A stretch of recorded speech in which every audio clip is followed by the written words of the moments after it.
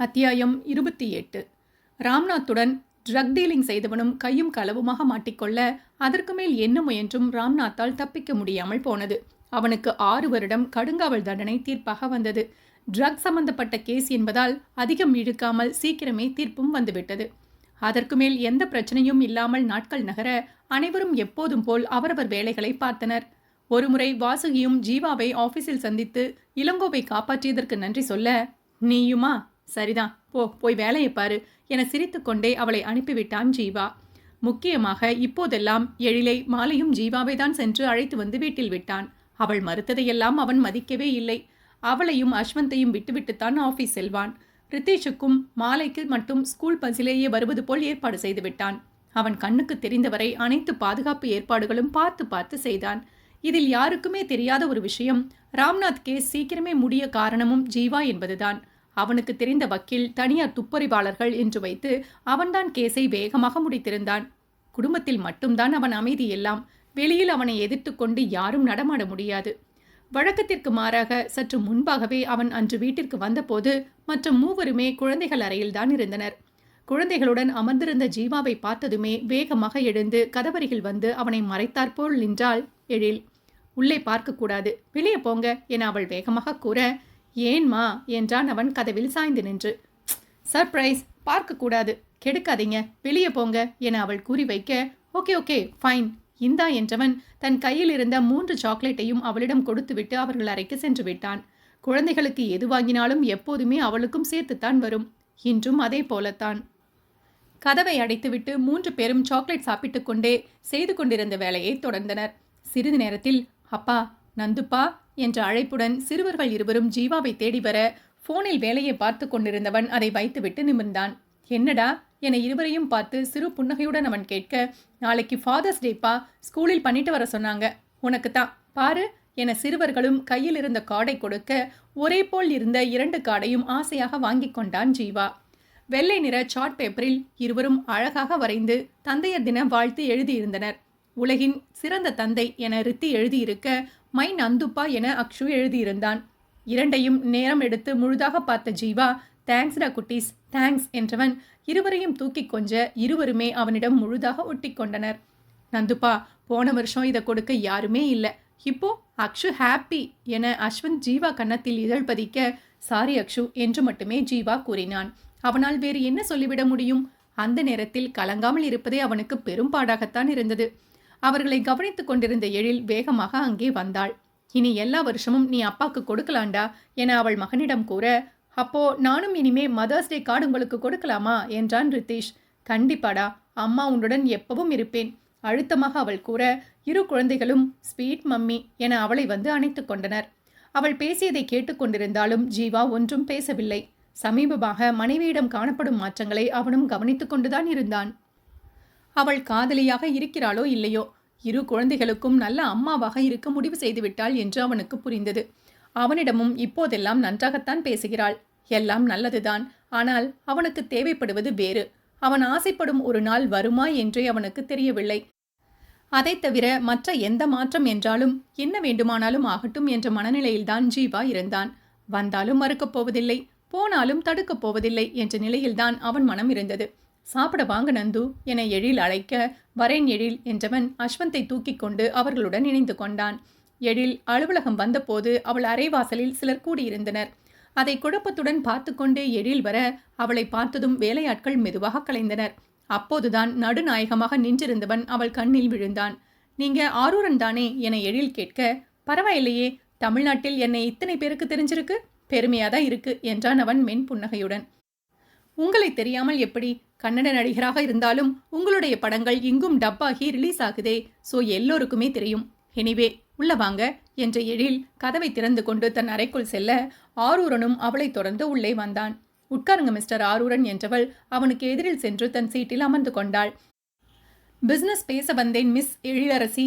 Mrs உடனடியாக எழில் திருத்த, ஓ okay Mrs Ezhilarasi, எனக்கு உங்க ப்ராடக்ட்ஸ் வேணும், பட் சில மாற்றங்களுடன் வேணும், பேசலாமா என அவன் கேட்க, ஷியோர் சொல்லுங்க என்றாள் எழில். பொதுவா உங்கள் பாக்கெட்டில் உங்கள் கம்பெனி பெயர் மட்டும்தான் பிரிண்ட் பண்ணுவீங்க இல்லையா? எனக்கு வரும் ப்ராடக்டில் என் கடை பெயரும் பிரிண்ட் செய்து வேணும். ஐ மீன் எங்களிடம் இந்த ப்ராடக்ட் வாங்கியிருக்காங்க என்று நினைவு வைத்துக் கொள்ளும் விதமாக. நாங்க அப்படி செய்வதில்லையே ஆரூரன். பொதுவாக யாருமே அப்படி தனிப்பட்ட கடைப்பெயர் போட மாட்டாங்க. புதுசா கேட்குறீங்களே? குழப்பத்துடன் எழில் கேட்க, ஐ நோ எழிலரசி மேடம், இது எங்கள் புது முயற்சி.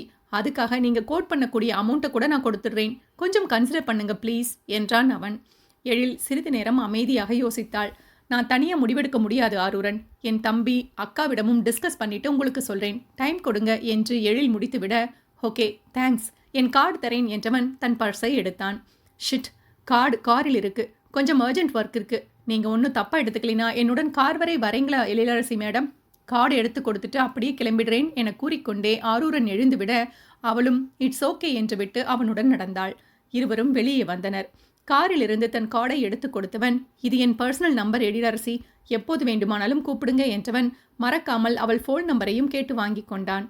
எழிலுக்கு ஏதோ ஃபோன் வர, ஓகே ஆரூரன், நாங்கள் கூப்பிடுறோம் என்று விட்டு அவள் நகர்ந்து விட, காரில் சாய்ந்து நின்று ஆரூரன் சில நொடிகள் அவளை பார்த்தான். பின் காரில் ஏறியவன் வேகமாக அந்த இடத்தை விட்டு சென்று விட்டான். மாலை ஜீவா எழில் இருவரும் வீட்டில் இருந்தபோது ரகுவரனும் வாசுகியும் வேறு ஒரு பெண்ணும் அவன் வீட்டிற்கு வந்தனர். அவர்களை பார்த்ததும் எழில் ஜீவா இருவருமே வந்து வரவேற்றனர். உட்காருங்க என மூவருக்கும் பொதுவாக கூறிய ஜீவா, என்ன ரகு, இவ்வளவு நேரம் உன்னுடன் தானே இருந்தேன், ஒன்றும் சொல்லலையே என்றான். இது பர்சனல் சார், அதான் வீட்டுக்கே வந்தேன். இவங்க ஸ்வப்னா, நான் கல்யாணம் பண்ணிக்க போகும் பொண்ணு சார். நீங்க தான் முன்னால நின்று நடத்தி கொடுக்கணும். நீயும் கண்டிப்பா வந்துடணுமா என எழிலிடமும் கூறியவன் பத்திரிகையை நீட்ட, ரொம்ப சந்தோஷம்னா, கண்டிப்பா வரோம், நாங்க இல்லாமலா என்று கூறிக்கொண்டே பத்திரிகையை வாங்கி கொண்டாள் எழில். நான் முன்னால் நின்று என்ன செய்வது ரகு, என்னிடம் ஒரு வார்த்தை கூட சொல்லாமல் எல்லாம் செய்துவிட்டாய் போலையே. குரலில் எந்த உணர்வும் இல்லாமல் ஜீவா பேசியதில் ஒரு நொடி ரகு தவிர அனைவருமே பதறித்தான் விட்டனர். ஆனால் ரகுவிற்கு அவன் கோபம் புரிந்தது. நீங்க எனக்கு எவ்வளவோ பண்ணிட்டீங்க சார். முன்னாடியே சொன்னால் என்னை ஒண்ணுமே செய்ய விட்டுருக்க மாட்டீங்க. நான் நல்லாவே இருக்கேன் சார். சும்மா எல்லாத்தையும் உங்க தலையிலேயே கட்ட விரும்பல. ப்ளீஸ் புரிஞ்சுக்கோங்க சார். நீங்க கண்டிப்பா முன்னாடி நின்று நடத்தி வைக்கணும் சார். எனக்கு வேற யாரும் இல்லை, உங்களுக்கே தெரியும். பொறுமையாக ரகுவரன் பேசியதில் ஜீவா மெலிதாக சிரித்து கொண்டான். அவன் சொன்னதும் உண்மைதான். ஜீவாவிடம் சொல்லி இருந்தால் நிச்சயம் அனைத்து செலவையும் அவன் ஏற்றுக்கொண்டுதான் இருப்பான். தானே செய்து கொள்ள வேண்டும் என்று நினைத்த ரகுவை அவனால் குறை சொல்ல முடியவில்லை. கண்டிப்பா வரேன் ரகு, ரொம்ப சந்தோஷம். ஏதாவது வேணும்னா சொல்லு, ரொம்ப ரோஷம் பார்க்க வேண்டாம். சிரித்துக்கொண்டே கூறினாலும் அவன் சொன்னதில் இருந்த அழுத்தம் ரகுவரனுக்கு புரிந்தது. கண்டிப்பா சார் என்றான் ரகுவும் புன்னகையுடன். எழில் சென்று ஜூஸ் எடுத்து வர மூவரும் குடித்தனர். அப்புறம் தங்கைக்கு எப்போ கல்யாணம்? வாசுகியை பார்த்து கொண்டே எழில் நமட்ட சிரிப்புடன் கேட்க, வாசுகிக்கோ குடித்து கொண்டிருந்த ஜூஸ் புரையேறிவிட்டது. தங்கை திணறவும், பார்த்துடா என அவன் தலையில் தட்டிய ரகுவரன், எங்க கல்யாணம் முடிந்ததும் வாசுகிக்கு மாப்பிளை பார்க்க வேண்டியதுதான்மா என்றான். வாசுகிக்கு வரப்போகும் மாப்பிளை பற்றி ஏதாவது எதிர்பார்ப்பு இருக்கா ரகு? ஜீவா, நல்ல பையனா இருந்த போதும் சார். அப்போ நான் அவளுக்கு மாப்பிளை பார்க்கலாமா? அந்த அளவு தலையிடக்கூடாதுன்னா சொல்லிடு, நான் தப்பா எடுத்துக்க மாட்டேன். சாதாரணமாகவே ஜீவா கேட்க, ஐயோ என்ன சார் நீங்க, தாராளமா பாருங்க என்று விட்டான் ரகு. உடனடியாக ஜீவா வாசுகியை பார்க்க அவளும் அவன் சொல்வது புரிந்தவளாக வெட்கத்துடன் சிரித்து வைத்தாள். வரேன் சார் என்று கூறிக்கொண்டே ரகுவரன் எழுந்துவிட ஸ்வப்னாவும் எழுந்துவிட்டாள். அவர்கள் இருவரும் முன்னால் சென்றுவிட வாசுகி மட்டும் சற்றே பின்தங்கினாள். தேங்க்ஸ் சார் என அவள் வேகமாக கூற, பரவாயில்ல போ என அவளை புன்னகையுடன் அனுப்பி வைத்தான் ஜீவா. உங்க ரெக்கமெண்டேஷன் இல்லாவிட்டாலும் என் தம்பிக்கு ஒரு குறையும் இல்லை, அண்ணா மறுக்க மாட்டார். வாசுகி சென்றதும் வீம்புடன் எழில் கூற, நானும் இல்லை என்று சொல்லவில்லையேமா, நானும் சொன்னால் ரகுவிற்கு மேலும் கொஞ்சம் நிம்மதியாக இருக்கும், அவ்வளவுதான் என தோலை குலுக்கினான் ஜீவா. வாசுகியும் இளங்கோவும் அவர்கள் வழக்கமாக சந்திக்கும் காஃபி ஷாப்பில் இருந்தனர். உன் பாசுக்கு எதுக்கடி இந்த தேவையில்லாத வேலை? உன்னை பெண் கேட்டு கல்யாணம் பண்ணிக்க எனக்கு தெரியாதா? அவர் பரிந்துரையெல்லாம் யாரு கேட்டாங்க? தமக்கை போலவே அவனும் கேட்டு வைத்தான். டே ஹீரோ, ஒழுங்கா யோசி. என்ன இருந்தாலும் நீயா கேட்பதற்கும் அவர் உன் பெயரை என் அண்ணாவிடம் சொல்வதற்கும் வித்தியாசம் இல்லையா? ஒரு மனுஷன் தானா நல்லது பண்ணினால் கசக்குதா உனக்கு? இன்னைக்கு நீ இப்படி தெம்பா உட்கார்ந்து டயலாக் விடவே அவர்தான் காரணம், மறந்துடாத என்றாள் வாசுகி அழுத்தமாக. அதை அவனால் எப்படி மறுக்க முடியும்? உண்மைதான் வசு, ஒரு காலத்தில் அவ்வளவு நல்லா இருந்த மனுஷன். இப்போதோ அவரை பற்றி ஒன்றுமே புரியலேடி, வெறும் குழப்பம்தான் மிச்சம். முன்னாடி என் மேல் ரொம்ப அன்பா இருப்பார் வசு, மாமா என்று பிரித்து பார்க்கவே தோன்றியதில்லை. ஏதோ நினைவில் சிறு புன்னகையுடன் இளங்கோ பேசினான். அதீத அன்பு கூட சில நேரங்களில் கண்ணை மறைச்சிடும் இளங்கோ. இருக்குண்டி, பார்க்கலாம். இப்போ எழிலும் கொஞ்சம் மாறியது போல் இருக்கு. எங்கே போய் முடியுதுன்னு பார்ப்போம். சரி, உனக்கு என்ன ட்ரெஸ் வேணும் சொல்லு, நான் வாங்கி தரேன் என இளங்கோ பேச்சை மாற்றிவிட, ஒரு லெஹங்கா வாங்கி கொடுடா, அண்ணா பட்டுப்புடவை எடுக்கிறாரு, ரெண்டுமே போட்டுப்பேன். உனக்கும் எனக்கும் கிட்டத்தட்ட ஒரே மாதிரி எடுப்போம். யாரும் பார்த்த உடனே கண்டுபிடிக்க கூடாது. ஆனால் நாம் போட்டிருப்பது ஒரே கலரா தான் இருக்கணும். எப்போ ஷாப்பிங் போகலாம் என்றால் அவள் வேகமாக. சனிக்கிழமை போகலாம். ஷாப்பிங் என்றால் மட்டும் எப்படித்தான் இந்த பொண்ணுங்க நொடியில் சந்திரமுகியா மாறுவீங்களோ தெரியல என தலையில் அடித்து கொண்டான் இளங்கோ. ஆமா ஆமா, டேய், நீ என்னவோ குறைவா ஷாப்பிங் பண்ணுற மாதிரி பேசாத. ஒரு ட்ரெஸ் எடுக்க 2 மணி நேரம் எடுக்கும் ஆள் தானே நீ. உனக்கெல்லாம் பெண்களை சொல்ல தகுதியே இல்லை. வேகமாக சண்டைக்கு தயாரானவளை பார்த்து கையெடுத்து கும்பிட்டவன், விட்டுடு தாயே, குடி, கிளம்பலாம் என கூறிவிட அவளும் அந்த பயம் இருக்கட்டும் என கெத்தாக கூறிவிட்டு காஃபியை விழுங்கினாள். இருவரும் மேலும் சிறிது நேரம் ஏதேதோ கதை பேசி சிரித்து கொண்டேதான் கிளம்பினர். அத்தியாயம் 29. எழில், சக்தி, இளங்கோ மூவரும் அலுவலகத்தில் ஒரே அறையில் கூடியிருந்தனர். ஆரூரன் கேட்டதை பற்றித்தான் மூவரும் பேசிக் கொண்டிருந்தனர். புதுசா இருக்கேடா, நம்ம பிராண்ட் பெயர் அடிப்படாதா யோசனையுடன் சக்தி கேட்க, குழப்பமாக தான் இருக்குக்கா. அதே நேரம் நமக்கு இப்போ ஒரு பெரிய பிஸ்னஸ் தேவை. ராம்நாத் பிஸ்னஸ் வரும் என்று நினைத்தோம், அது போச்சு. கண்டிப்பா இப்போ ஒரு பெரிய பிஸ்னஸ் இருந்தால்தான் நாம் அடுத்த நிலைக்கு போக முடியும் என்றான் இளங்கோ. ஒன்று பண்ணலாம், ஒரு டார்கெட் வச்சுப்போம். அந்த அளவு அவர் பிஸ்னஸ் கொடுத்தால் மட்டும் இந்த டீலை ஓகே பண்ணலாம், இல்லாட்டி விட்டுடுவோம். அதே நேரம் அவர் கேட்கும் பெயரும் நம் பிராண்ட் பெயரை விட சின்னதாக தான் அடிக்க முடியும் என்று சொல்லிடலாம். அவர் கடைக்கும் நம் தயாரிப்புக்கும் ஒரு சம்பந்தமும் இல்லை என்று அக்ரிமெண்ட் சைன் வாங்கிடலாம். ஓகேவா? தனக்கு தோன்றியதை எல்லாம் சொல்லி எழில் கேட்க, இது கொஞ்சம் பரவாயில்லை எழில் என்றாள் சக்தி. ஓகே தான் எழில், வந்த வாய்ப்பை விட வேண்டாம். பேசி பார்ப்போம். உன்னிடம் நம்பர் இருக்குதானே? ஒரு மீட்டிங் பிளான் பண்ணு. 4 பேரும் சேர்ந்தே டிஸ்கஸ் பண்ணுவோம் என்றான் இளங்கோ. ஓகேடா, நான் அரேஞ்ச் பண்ணிட்டு சொல்றேன். இப்போ ரவுண்ட்ஸ் போகணும், வந்து பண்றேன் என்று விட்டு அவள் எழுந்துவிட இளங்கோ, சக்தி இருவரும் தங்கள் வேலைகளை தொடர்ந்தனர். எழில் ஆரூரனுக்கு அழைத்து ஒரு மீட்டிங் வைத்துக் கொள்ளலாம் என்று கூறிய போது அவனும் வருவதாக கூறிவிட்டான். அனைவருக்கும் தகுந்த நேரம் பார்த்து 2 நாள் சென்று மதிய நேரத்தில் மீட்டிங் ஃபிக்ஸ் செய்தனர். அன்று எழிலை அழைத்து போக வந்த ஜீவா அவளையும் அஸ்வந்தையும் கூட்டிக் கொண்டு நேராக வீட்டிற்கு போகாமல் வேறு திசையில் வண்டியை ஓட்டினான். எங்கே போறோம் என எழில் கேட்க, ஒரு வீடு பார்க்க போயிட்டு சொல்றேன் என ஜீவா கூறிவிட அவளும் அமைதியாகிவிட்டாள். புதிதாக கட்டி முடித்திருந்த ஒரு அடுக்குமாடி கட்டிடத்திற்குத்தான் ஜீவா அவளை அழைத்து வந்தான். 4 தளங்கள் இருந்த அபார்ட்மெண்ட்டில் அவர்கள் 2ஆம் தளத்திற்கு வந்தனர். அதிலிருந்த ஒரு வீட்டை திறந்து ஜீவா உள்ளே நுழைய எழிலும் அவனை தொடர்ந்து உள்ளே வந்தாள். நந்துப்பா, புது வீடா என அஸ்வந்த் கேட்க, ஆமாடா, ஆனா நமக்கில்லை, சும்மா சுத்திப்பாரு என்றான் ஜீவா. எழிலும் வீட்டை சுற்றி பார்த்தாள். 2 படுக்கையறை கொண்ட நல்ல விசாலமான அழகான வீடு. ரகு பெயரில் வாங்கி இருக்கேன் எழில். அவனுக்கு நம் கல்யாண பரிசு. ஓகே தானே? இன்னும் ரெஜிஸ்டர் பண்ணலை. எதுவும் குறை இருக்கா என்று எனக்கு தெரியலை. நீ பார்த்துட்டு சொல்லு.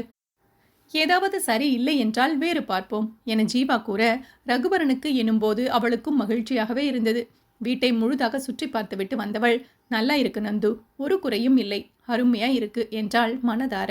அப்போ ரெஜிஸ்டர் பண்ணிடவா என ஜீவாவும் சிறு புன்னகையுடன் கேட்க, பண்ணிடுங்க, கண்டிப்பா அண்ணாக்கு பிடிக்கும். அவரிடம் காட்ட வேண்டாமா என்றாள் எழில். வேறு வினையே வேண்டாம், வீடெல்லாம் வேண்டாம் என்று ஒற்றை காலில் நிற்பான். பரிசா கொடுத்துடுவோம், அதுதான் பெட்டர். ஏதோ ஒன்று என்று ஆகிடக்கூடாதுன்னு தான் உன்னையும் கூட்டிட்டு வந்தேன். நீங்க சொல்வதும் சரிதான், பரிசாவே கொடுத்துடுங்க. நானும் ஏதாவது பண்ணணும் என அவள் யோசிக்க, தனியா பண்ண போறியா என்றான் ஜீவா ஒரு மாதிரி குரலில். அவன் குரலில் இருந்த மாற்றத்தில்தான் அவள் தான் உளறியதையே உணர்ந்தாள். இல்ல ஏதோ ஞாபகத்தில் என அவள் திணற ஜீவாவிற்கு புரிந்தது. அவள் தவிப்பதை அவனால் பார்க்க முடியவில்லை. எப்போதும் போல் மெலிதாக அவள் தலை கொதி கொடுத்தவன், இட்ஸ் ஓகே எழில், உனக்கு செய்யணும் என்றால் தாராளமா செய், நான் தடுக்க மாட்டேன். இப்போ போகலாம் வா, ரித்தி வரும் நேரமாச்சு என்றவன் அக்ஷுவை தூக்கி கொண்டு நடக்கத் தொடங்கிவிட அவளும் தன்னை நிலைப்படுத்தி கொண்டு கணவனை தொடர்ந்தாள்.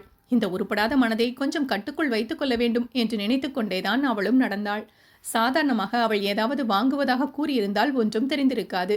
ஜீவா திருமண பரிசு என்று ஒன்றை காட்டும் போது அவள் வாங்குவது பற்றி பேசினால் அவனை பிரித்து பார்ப்பதாகத்தானே தோன்றும். கயிற்றின் மேல் நடப்பது போன்ற அவர்கள் உறவில் அனைத்துமே யோசித்துத்தான் செய்ய வேண்டி இருந்தது. வீட்டிற்கு வந்ததுமே எழில் தன்னுடைய அக்கவுண்டில் இருந்து ஒரு தொகை ஜீவாவிற்கு அனுப்பி வைக்க தன் போனில் வந்த நோட்டிஃபிகேஷனை பார்த்தவன் எழிலை கேள்வியாக பார்த்தான். பசங்களுக்கு ஃப்ரூட்ஸ் எடுக்க போறேன், வரீங்களா? அவங்களுக்கும் பசிக்கும் என்றாள் எழில். வரேன் என ஜீவாவும் அவளுடன் இணைந்து கொள்ள அவனுக்கு பதில் சொல்லிக்கொண்டே அவள் நடந்தாள். ரகு அண்ணாக்கு நானும் ஏதாவது செய்யணும் தான் நந்து, ஆனால் தனி பரிசா இருக்கணும் என்று ஒரு அவசியமும் இல்லை. இந்த வீட்டிலேயே என் பங்காக கொஞ்சம் இருந்தால் போதும். வீட்டு இன்டீரியர், கார் பார்க்கிங் என ஏதோ ஒன்று நான் செய்ததாக இருக்கட்டுமே என அவள் கூற, நீ தனியாவே ஏதாவது செய்வதென்றாலும் ஒன்றும் பிரச்சனை இல்லை எழில் என்றான் ஜீவா. மிஸ்ஸஸ் எழிலரசி ஜீவானந்தன் என்றே இருக்கட்டும். ஜீவானந்தன் அண்ட் ஃபேமிலி என்று போட்டே பரிசு கொடுங்க, அவள் அழுத்தமாக கூற, எப்போதும் போல் ஜீவா அமைதியாகி விட்டான். அவன் மறுக்க மாட்டான் என்று அவளுக்கு தெரியும். முதல் நாள் போல் இன்றும் அவனிடம் ஒரு கப்பை கொடுத்தவள், மறுக்காமல் சாப்பிடுங்க, நீங்களாக என்னை அனுப்பப் போவதில்லை என்று சொன்னீங்க தானே, நீங்களாக என்னை மறுக்கவும் கூடாது. எனக்கு கஷ்டமா இருக்கு, ப்ளீஸ், கெஞ்சலாக அவள் கேட்க, ஒரு பெருமூச்சுடன் அவள் கொடுத்த ஃப்ரூட் சாலட் கப்பை எடுத்துக்கொண்டான் ஜீவா. அதற்கு மேல் அவர்கள் பொழுது குழந்தைகளுடன் தான் கழிந்தது. திட்டமிட்டது போலவே ஆரூரனுடன் மீட்டிங் இளங்கோ ஆஃபீஸ்லேயே நடந்தது. இளங்கோ அவர்கள் பக்கம் டிஸ்கஸ் செய்த அனைத்தையுமே ஆரூரனிடம் பொறுமையாக கூறினான். எல்லாமே ஓகே இளங்கோ, பட் இந்த அக்ரிமெண்ட் எல்லாம் வேணுமா? நானே இப்போதான் புதுசாக இந்த பிஸ்னஸில் இறங்கி இருக்கேன், ஏமாற்றமா போகிறேன் என்றான் ஆரூரன். ஏமாற்றம் என்றெல்லாம் இல்லை ஆரூரன், இது ஜஸ்ட் நம் இருவருக்குமே ஒரு சேஃப்டி, அவ்வளவுதான். பட் கண்டிப்பாக வேணும் என அழுத்தமாக கூறினாள் சக்தி. ஓ ஓகே, ப்ரொடக்ஷன் எல்லாம் முடிந்து ப்ராடக்ட் டிஸ்பேச் பண்ணும் முன் அக்ரிமெண்ட் போட்டுடலாம். இப்போ நான் அட்வான்ஸ் பே பண்ணிடுறேன். என் கடைக்கு லோகோ டிசைன் பண்ணிட்டு இருக்கோம், முடிஞ்சதும் சொல்கிறேன், அதை போட்டுடுங்க. ஓகே ஆரூரன், பண்ணிடலாம். மொத்த பணத்திற்கும் செக் நீங்கள் இப்போதே கொடுத்துடணும். அட்வான்ஸ் தனி செக், மீதி பணம் தனி செக்காக கொடுத்துடுங்க. ப்ராடக்ட் கொடுத்துட்டு தான் நாங்கள் இரண்டாவது செக் போடுவோம் என்றான் இளங்கோ. ஓகே டன் என்ற ஆரூரன் தன் செக் புக்கை எடுத்து அவன் சொன்னது போலவே எழுதி சைன் போட்டு கொடுத்தான். அனைவரும் எழுந்துவிட, தேங்க்ஸ் ஆரூரன், லோகோ ரெடி ஆனதும் சொல்லுங்க, நாங்களும் வேலையை ஆரம்பிச்சிடுவோம் என கை கொடுத்தான் இளங்கோ. ஆரூரனும் சிறு புன்னகையுடன் அவர்களிடம் விடை பெற்று கிளம்பிவிட்டான். அவர் சொன்ன கடை பற்றி விசாரித்து விட்டாய் தானே இளங்கோ என சக்தி கேட்க, விசாரிச்சுட்டேங்க்கா, சமீபமாக ஆரம்பித்த கடைதான், கொஞ்சம் கொஞ்சமாக எக்ஸ்பேண்ட் பண்ணுறாங்களாம், ப்ராப்பராக ரன் ஆகிட்டு தான் இருக்கு என்றான் இளங்கோ. ரகுவரன் திருமண நாள் அன்று காலையில் ஜீவா எழில் இருவருமே சீக்கிரமே எழுந்துவிட்டனர். எழிலுக்கு கொஞ்சம் அலுவலக வேலை இருந்ததால் காஃபியை மட்டும் குடித்தவள், இதை முடிச்சுட்டு வந்துடுறேன் நந்து, ஒரு அரை மணி நேரம் என கூற, நீ பாரு எழில், பசங்களை நான் பார்த்துக்கிறேன் என்று விட்டான் ஜீவா. ரித்தீஷ், அஸ்வந்த் இருவரையும் எழுப்பியவன் இருவருக்கும் பால் கொடுத்துவிட்டு அவர்களை குளிக்க அழைத்துச் சென்றான். சிறிது நேரம் குளியலறையிலிருந்து சிறுவர்களின் சிரிப்பொலி தொடர்ந்து கேட்டுக்கொண்டே இருந்தது. அது எழில் முகத்திலும் புன்னகையை தோற்றுவிக்க, இரு பக்கமும் தலையாட்டி சிரித்துக்கொண்டே அவள் வேலையை தொடர்ந்தாள். குழந்தைகள் இருவரையும் குளிப்பாட்டி வெளியே அழைத்து வந்த ஜீவா இருவருக்கும் உடையையும் அணிவித்து விட்டான். கீழே ஆன்டி டிஃபன் பண்ணியிருப்பாங்கடா, போய் சாப்பிடுங்க, நானும் அம்மாவும் குளிச்சுட்டு வரோம் என ஜீவா கூற, ஓகேப்பா என்று விட்டு இருவரும் ஓடிவிட்டனர். பார்த்து போங்கடா என அவர்களுக்கு குரல் கொடுத்துவிட்டு ஜீவா குளிக்க சென்றான். சிறிது நேரத்தில் குளித்துவிட்டு வந்தவன், நான் கீழே பசங்களோட இருக்கேன் எழில், ரெடியாகி வந்துடு என்று கூற, கடைசி கட்ட வேலையில் இருந்தவள் அவனை நிமிர்ந்து பார்க்காமல் சரி என்று மட்டும் கூறினாள். வேலையை முடித்துவிட்டு குளித்து தயாராகி எழில் கீழே வந்தபோது ஜீவா, ரித்தீஷ், அஸ்வந்த் மூவரும் ஏதோ பேசி சிரித்து விளையாடி கொண்டிருந்தனர். எழிலை பார்த்ததுமே போகலாமா எழில் என்று ஜீவா எழுந்துவிட, அவளோ அவனைத்தான் வைத்த கண் வாங்காமல் பார்த்து கொண்டிருந்தாள். பட்டு வேஷ்டி சட்டையில் அத்தனை கம்பீரமாக நின்றவனை அவள் கண்கள் தானாக ரசித்தது. எழில், போகலாமா என ஜீவா மீண்டும் கேட்க, அவன் குரலில் நினைவிற்கு மீண்டவள், ஒரு நிமிஷம் என்று கூறி தன்னை குனிந்து பார்த்தாள். அவள் சற்றே விலை உயர்ந்த சுடிதார் தான் அணிந்திருந்தாள். இருந்தும் ஏனோ அவளுக்கு திருப்தியாக இல்லை. இருங்க வரேன் என்றவள் மீண்டும் வேகமாக மேலே ஏறி சென்றுவிட, அம்மா எங்க போறாங்கப்பா என்றான் ரித்தீஷ். தெரியலையேடா என்ற ஜீவாவும் ஒரு தோல் குலுக்களுடன் அமர்ந்து விட்டான். சில நிமிடங்களில் உடைமாற்றிக் கொண்டு வந்த மனைவியை பார்த்து அவனுக்கு ஒன்றும் புரியவில்லை. பட்டுப்புடவையில் தேவதை போல் அழகாகத்தான் இருந்தாள். அம்மா சூப்பர் என ரித்தீஷ் அவளை அணைத்து கொள்ள, தேங்க்ஸ்டா என்று அவன் கன்னத்தில் இதழ் பதித்தாள் எழில். நல்லா இருக்கா என அவள் ஜீவாவிடமும் கேட்க, உனக்கு என்னம்மா, அழகா இருக்கு, ஆனா அந்த ட்ரெஸ்ஸும் நல்லா தானே இருந்தது, ஏன் மாற்றினாய் என்றான் அவன் புரியாமல். நீங்க மட்டும் பட்டு வேஷ்டி சட்டையில ஜம்முன்னு வரீங்க, நான் மட்டும் சாதாரணமா வரணுமா? உங்களுக்கு சமமா இருக்கணும், அதான் மாத்திட்டேன் அழுத்தமாக அவள் கூறியதில் ஒரு நொடி தன் பழைய ராணியை பார்த்தது போலத்தான் ஜீவாவிற்கு இருந்தது. போட்டிக்கு செய்தாயாக்கும் விளையாட்டாக அவன் கேட்க, ஆமா என்றால் அவள் கெத்தாக. அதற்கு மேல் கட்டுப்படுத்த முடியாமல் ஜீவா சத்தமாக சிரித்து விட்டான். உடை எதுவா இருந்தாலும் நீ அழகுதான் ராணி, போகலாம் வா. அவள் தலையை செல்லமாக ஆட்டி கூறிவிட்டு அவன் அஸ்வந்தை தூக்கி கொண்டு முன்னால் சென்று விட்டான். இத்தனை நாட்களில் இன்றுதான் பல வருடங்களுக்கு பின் அவன் மனம் விட்டு சிரித்தே அவள் பார்க்கிறாள். அப்பா இப்படி சிரிக்கும்போது அழகா இருக்கார் இல்லையாம்மா? ரித்தீஷ் மெதுவாக கேட்க, அவன் புறம் திரும்பியவள், உண்மைதாண்டா, அவருக்கு என்ன, அழகுதான் என்றாள் மென்மையாக. முதல் முறை அப்பா இப்படி சிரிச்சு பார்க்குறேம்மா. நெகிழ்வுடன் அவன் கூறியதை கேட்டு எழிலுக்கும் கஷ்டமாக இருந்தது.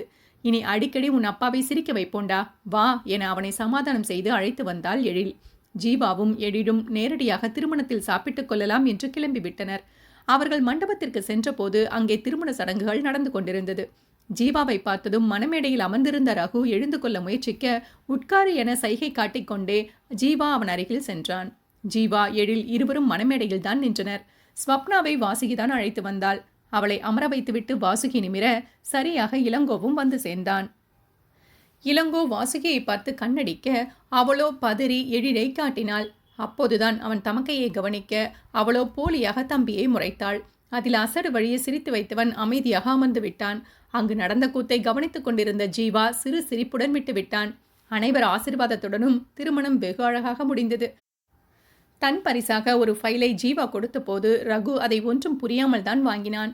நானும் எழிலும் கொடுக்கும் சின்ன கிஃப்ட் என்றுதான் ஜீவா கூறினான். அந்த கோப்பை பிரித்து பார்த்த ரகுவிற்கு வந்த முதல் உணர்ச்சியே அதிர்ச்சிதான். சார், இது என அவன் இடுக்க, மறுக்கக்கூடாது ரகு என்றான் ஜீவா அழுத்தமாக. சார், அதுக்காக வீடா? ரொம்ப அதிகம் சார் என அவன் தயங்க.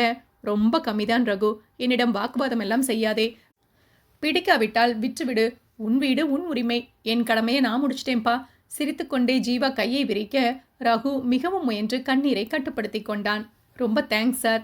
என் வாழ்க்கை கண்டிப்பா இந்த வீட்டில்தான் என அவன் மனதார கூற, வாழ்த்துக்கள் ரகு, சந்தோஷமா இரு என்று கை கொடுத்துவிட்டு அடுத்தவர்களுக்கு வழிவிட்டு நகர்ந்தான் ஜீவா. ஜீவாவும் எழிலும் மேடையிலிருந்து இறங்கியதும் விளையாண்டு கொண்டிருந்த குழந்தைகளும் அவர்களுடன் இணைந்து கொண்டனர். சாப்பிட அமர்ந்த போது எழில் ஜீவாவிடம் பேசினாள்.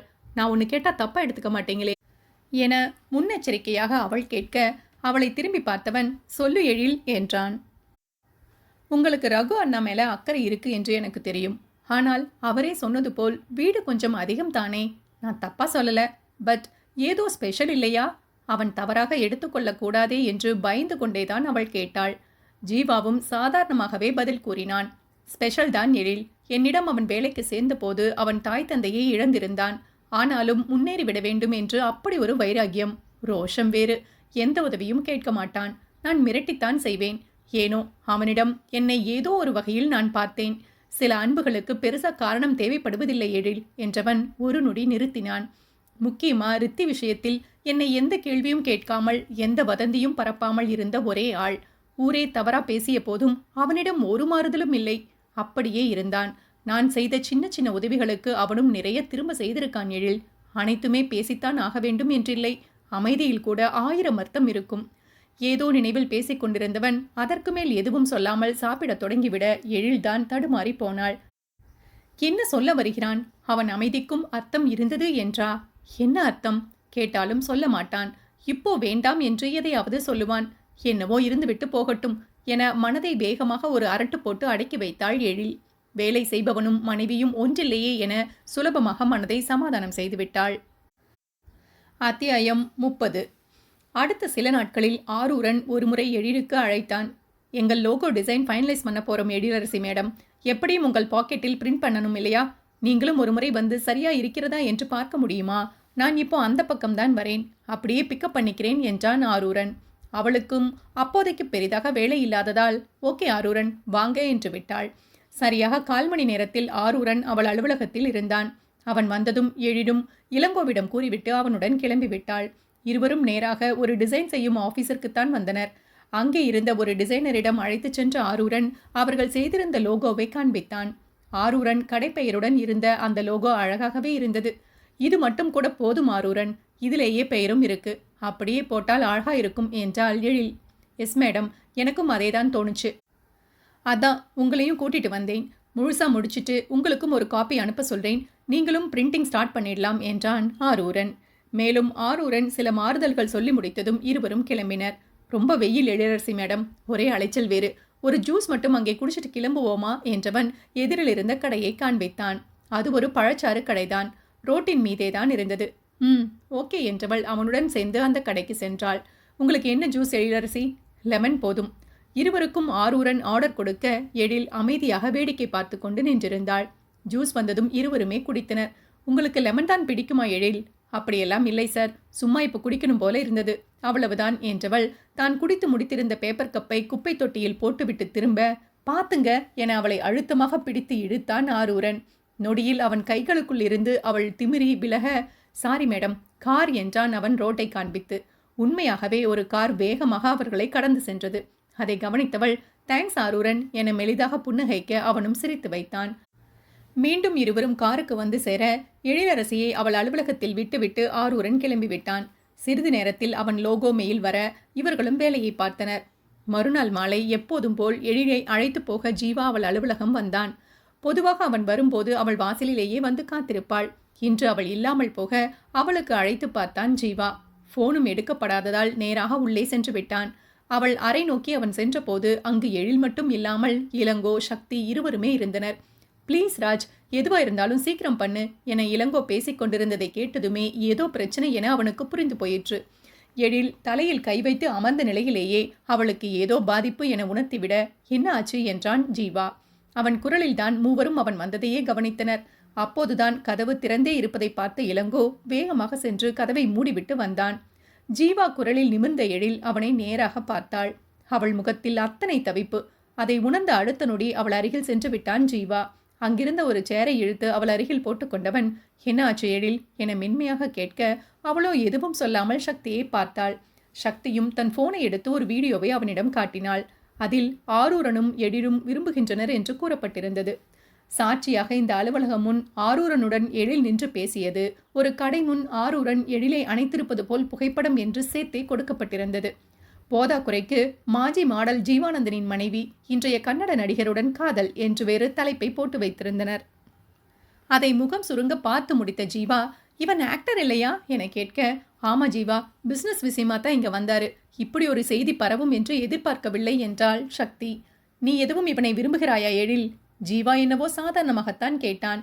எழிலுக்குத்தான் ஒரு நொடி உடல் முழுவதும் கூசி அருவறுத்து விட்டது. ச்சே, இல்ல நந்து என படு வேகமாக கூறினாள் எழில். அந்த பதிலே ஜீவாவிற்கு போதுமானதாக இருந்தது. அப்புறம் ஏன்மா வருத்தப்பட்டு உட்கார்ந்துட்டு இருக்க? ஊர் உலகம் 1000 கதை கட்டும். எல்லாத்துக்கும் பதில் சொல்ல முடியுமா? என்னவோ பேசிட்டு போகட்டும். நம்மிடம் கேட்டால் சொல்லிக் கொள்ளலாம். கிளம்பு வா என ஜீவா எழுந்துவிட, எழிலோ எழுந்து கொள்ளாமல் அங்கேயே அமர்ந்திருந்தாள். அவள் முகம் தெளியாமலே இருப்பதை பார்த்தவன், என்ன எழில் என கேட்டுக்கொண்டே மீண்டும் அமர்ந்துவிட, எனக்கு ஒரு மாதிரி இருக்கு, ஒரு மாதிரி அருவருப்பா. சரியாக பேச முடியாமல் அவள் திணற, என்ன எழில் நீ என மென்மையாக அவள் தலை கொதி கொடுத்தான் ஜீவா. இப்ப என்ன, அந்த வீடியோவை தூக்கிட்டா போச்சு, இரு வரேன் என்றவன் போனை எடுத்துக்கொண்டு எழுந்தான். முதலில் ஸ்கூலுக்கு அழைத்தவன் அன்று மட்டும் அஸ்வந்தை ரித்தீஷுடன் ஸ்கூல் பஸ்ஸில் அனுப்ப சொல்லிவிட்டான். அடுத்து அவன் பேசிய சில போன் கால்கள் யாருடன் பேசினான் என்று அங்கிருந்து யாருக்குமே தெரியாது. ஆனால் அவன் குரலில் இருந்த அழுத்தமும் கோபமும் இதுவரை சக்தியோ இளங்கோவோ பார்த்திடாதது. எழில் சில சமயம் பார்த்திருக்கிறாள். ஆனாலும் அவளுக்காக வரும் கோபம் எனும் போது அவள் மனத்திலும் பழைய நினைவுகள் அலைமோதத்தான் செய்தது. 1 மணி நேரம் கூட ஆகியிருக்காது. எடுத்தாச்சு எழில், இப்போ ஓகேவா என கேட்டுக்கொண்டே ஜீவா வந்து விட்டான். எடுத்தாச்சா என்றவள் வேகமாக தன் போனை எடுத்து பார்க்க, அதே நேரம் இளங்கோ, சக்தியும் தங்கள் போனை ஆராய்ந்தனர். எங்குமே அந்த வீடியோ இருக்கவில்லை. இவர்கள் பார்த்து கொண்டிருந்த போதே ஆரூரன் எழிலுக்கு அழைத்து விட்டான். தான் சில நிமிடங்கள் முன்புதான் வீடியோ பார்த்ததாக கூறியவன் தன் சார்பாக மன்னிப்பும் கேட்டுக்கொண்டான். தானும் விசாரிக்க சொல்லியிருப்பதாக கூறினான். ஓகே ஆரூரன் என்று மட்டுமே கூறி போனை வைத்த எழில் அவன் பேசியதை மற்றவர்களிடம் கூறினாள். வேலை வெட்டி இல்லாம சுத்துறாங்க போல, என்ன வேண்டுமானாலும் போடலாம் என்றாகிவிட்டது. எரிச்சலுடன் இளங்கோ புலம்ப, அந்த ஆரூரன் பற்றி உனக்கு தெரிந்ததை சொல்லு என்றான் ஜீவா திடீரென. இளங்கோவும் தனக்கு தெரிந்த அனைத்தையும் கூறினான். எதுக்கும் அவன் மீதும் ஒரு கண் வைக்கிறேன். இப்போ ஒன்றும் ப்ராப்ளம் இல்லை, போகலாமா எழில் என ஜீவா மனைவியை நோக்கி கை நீட்ட, அவன் கண்களை பார்த்தவள் மறுக்காமல் அவன் கையை பிடித்து கொண்டாள். எதுவும் அதிகம் பேசக்கூட அவளுக்கு தோன்றவில்லை. சிறிது நேரம் முன்பு வரை மலை போல தெரிந்த பிரச்சனை இந்த நொடி ஒன்றுமே இல்லாமல் போய்விட்டது. எல்லாம் அவள் கணவனாள். அவளிடம் ஒரு வார்த்தை தானே நீ விரும்புகிறாயா என்று கேட்டான். அவள் மறுத்த அடுத்த நொடி ஒரு அதிகப்படியான கேள்வி கூட இல்லையே. தான் இதுபோல் இருப்போமா என்று கேட்டால் அவளுக்கு சந்தேகமாகத்தான் இருந்தது. நீங்களும் வேலையை பார்த்துட்டு வீட்டுக்கு போங்க, இனி ஒன்றும் ப்ராப்ளம் இல்லை என இளங்கோ சக்தியை பார்த்து கூறிய ஜீவா எழில் கையை விடாமல் அவளை அழைத்து வந்து விட்டான். எப்படிக்கா இத்தனை சீக்கிரம் முடிச்சிட்டாரு என இளங்கோ ஆச்சரியத்துடன் கேட்க, இந்த கேள்வியே அபத்தமானது இளங்கோ. நீ நினைப்பதை விட ஜீவா பெரிய ஆள். அவர் சாம்ராஜ்யம் ரொம்ப பெரியது. நம்மிடம் சாதாரணமாக இருப்பதால் அவர் சாதாரண ஆள் கிடையாது இளங்கோ. வேண்டுமென்றால் இன்னும் கொஞ்சம் இறங்கி விசாரிச்சு பாரு, ஜீவா பற்றி புரியும் என்றால் சக்தி அழுத்தமாக. இளங்கோவிற்கு அதிர்ச்சி இருந்தாலும் ஜீவாவுடன் போய் மோத நினைத்தது முட்டாள்தனம் என அந்த நொடி அவனுக்கு புரிந்தது. காரில் ஏறி அமர்ந்த பின்னும் எழில் ஜீவாவை பார்த்து கொண்டே வர அவள் பார்வையை திருப்பாமல் இருப்பதை உணர்ந்தவன், என்னம்மா என்றான் மென்மையாக. ஏன் நான் அவனை விரும்புகிறேனான்னு கேட்டீங்க நந்து என அவள் சட்டென கேட்டுவிட மெலிதாக சிரித்தவன், விரும்பினாலும் தப்பில்லையே எழில். உன்னை பொறுத்தவரை நிச்சயம் நீ என்னை முழுதாக மனதார ஏற்கவில்லை. அப்போ என்னை விட நல்லவன் வரலாம் தானே என்றான் ஜீவா. அவன் எண்ணம் வலித்தாலும் அதிலிருந்த உண்மை மனதை சுட்டதில் அவளால் மறுக்க முடியவில்லை. இப்படி ஒரு எண்ணம் இருப்பவர் நான் இல்லை என்று சொன்னதும் ஏன் உடனடியா நம்புனீங்க? அதான் நீ சொல்லிட்டியே எழில், அதற்கு மேல் கேட்க என்ன இருக்கு? ஒன்றும் இல்லை போல். அவளால் இப்படி யோசிக்க முடியுமா என்று கேட்டால் அவள் மனசாட்சி கொடுத்த பதிலே பூஜ்யம்தான். அவன் ஏதாவது குத்தி காட்டுவது போல் பேசுகிறானா என்று பார்த்தால் அதுவும் இல்லை. அவன் முகத்தில் மாறுதலான ஒரு உணர்வும் இல்லை. வெகு சாதாரணமாக இருந்தான். வீட்டிற்கு வந்த பின்பும் எழில் மனம் சமாதானமாகவே இல்லை. ஒரு பக்கம் தேவையில்லாமல் வந்த செய்தி அவளை குழப்பியதென்றால், மற்றொரு பக்கமோ கணவன் அதை கையாண்ட விதம் அவளை மொத்தமாக பெரும் அலைப்புறுதலில் தள்ளிவிட்டது. குழந்தைகளுடன் கூட அதிகம் விளையாடாமல் அவள் அமர்ந்துவிட, ஜீவாவும் இரவு வரை அவளை அப்படியே விட்டு பார்த்தான். இரவும் படுக்க வராமல் அவள் பால்கனிக்கு சென்று அமர, சிறுவர்களுக்கு கதை சொல்லி தூங்க வைத்துவிட்டு ஜீவா மனைவியை தேடி வந்தான். கண்ணுக்கு முன்னிருந்த இருளில் தனக்கான வெளிச்சத்தை தேடிக் கொண்டிருந்தாள் போல. அருகில் ஜீவா அமரும் அரவம் உணர்ந்து திரும்பி பார்த்தாள் அவள். இன்னமும் அதையே நினைச்சிட்டு இருக்கியா எழில்? அந்த விஷயம் அவ்வளவு ஒர்த்தில்லைமா. வந்து படுவா, நிம்மதியா தூங்கு. மென்மையாக அவள் தலை கோதிக்கொண்டே அவன் கூற, உண்மைதான் நந்து, வர்த்தில்லாத விஷயம்தான் என ஒத்துக்கொண்டவள் மனமோ, நீயும் அதே போல் தேவையில்லாத பல விஷயங்களை யோசித்திருக்கிறாய் என அவளை குற்றம் சாட்டியது. என்னால் வேறு யாரையும் விரும்ப முடியாது நந்து. எனக்கு அந்த மாதிரி உணர்வு இனி யார் மேலும் வராது. திடீரென எழில் கூற, ஜீவா ஒரு நொடி முகம் சுருங்க அவளை பார்த்தான். காரில் பேசியதற்குத்தான் இப்போது பதில் சொல்கிறாள் என அவனுக்கு புரிந்தது. தெரியும் எழில், விடு, அதை பற்றி பேச வேண்டாம். இப்ப படுக்க வரையா? யோசிச்ச வரைக்கும் போதும் என்றவன் எழுந்து கை நீட்ட, கொஞ்ச நேரம் இங்கேயே உட்கார்ந்திருக்கேனே நந்து, ப்ளீஸ் என்றாள் அவள் கெஞ்சலாக. இப்போது கூட அவன் சொன்ன பதில் அவளுக்கு சரியாக புரியத்தான் இல்லை. என்ன தெரியுமோ, கேட்கவும் தோன்றவில்லை. சேரில் சாய்ந்து அவள் அமைதியாகவே அமர்ந்துவிட, ஜீவாவும் அவள் அருகில் அமர்ந்து கொண்டான். எத்தனை நேரம் அமைதியாக கழிந்ததோ இருவருக்குமே தெரியாது. திடீரென தோளில் உணர்ந்த கணத்தில் ஜீவா திரும்பி பார்க்க, எழில்தான் தூங்கி அவன் தோளிலேயே சாய்ந்திருந்தாள். நன்றாக தூங்கிவிட்டிருந்தவள் நெற்றியில் மென்மையாக இதழ் பதித்தவன் அவளை தூக்க, அவளோ அவன் செயலில் தூக்கம் கலைந்தாள். நான் தான் ராணி, தூங்கு என காதருகில் கேட்ட கணவன் குரல் பாதுகாப்பான இடத்தில்தான் இருக்கிறோம் என உணர்த்திவிட நிம்மதியாக தன் தூக்கத்தை தொடர்ந்தாள் எழில். அவளை கட்டிலில் இறக்கிவிட்டு நிமிர்ந்த ஜீவா சில நொடிகள் அவளையே பார்த்து கொண்டு நின்றிருந்தான். பின் மீண்டும் அவள் நெற்றியில் இதழ் ஒற்றியவன் ஒரு முடிவுடன் வந்து படுத்துவிட்டான். அவன் ஒரு முடிவெடுக்க கடவுளோ வேறு முடிவை எடுத்து வைத்திருந்தார். பெரும் சோதனை ஒன்று அவர்களுக்காக காத்திருந்தது.